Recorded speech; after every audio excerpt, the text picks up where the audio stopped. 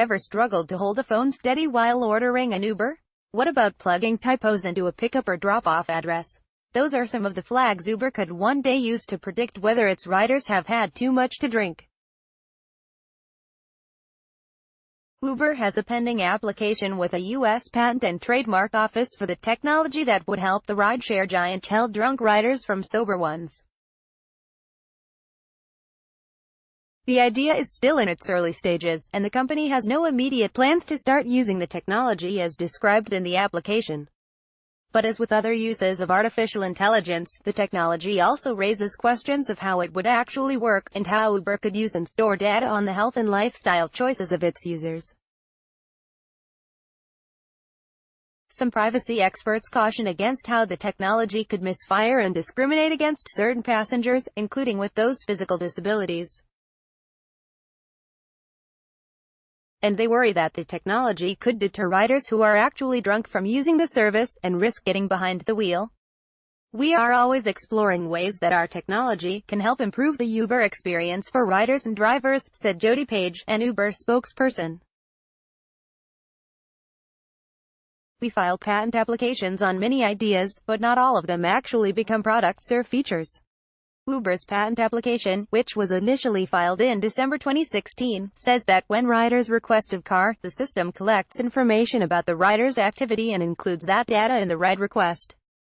To predict a rider's state, the system compares data from that ride request to past ones. Past trip information may be used to identify how the user activity of the current trip request deviates from previous, or normal, behavior for that user, the application says. For example, the system may track how many typos appear in a new ride request, or the angle at which the rider holds a phone when hailing an Uber. Based on how the system interprets that behavior, it may adjust how it arranges a match with a driver, the application said.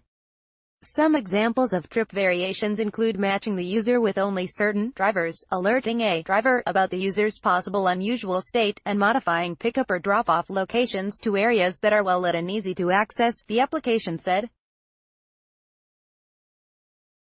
The application also notes that when the likelihood is comparatively very high that a rider is acting out of the ordinary, that rider may not be matched with any driver, or may only be matched with drivers with experience or training.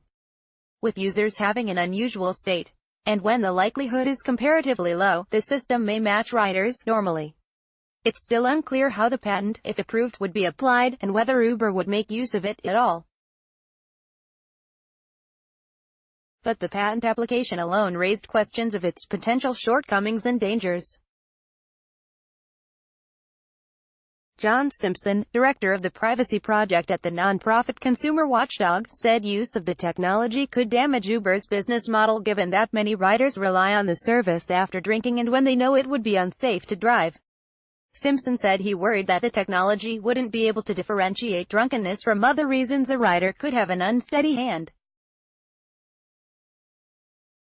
For example, a rider who has Parkinson's or a hand tremor might be recognized by the app as being drunk.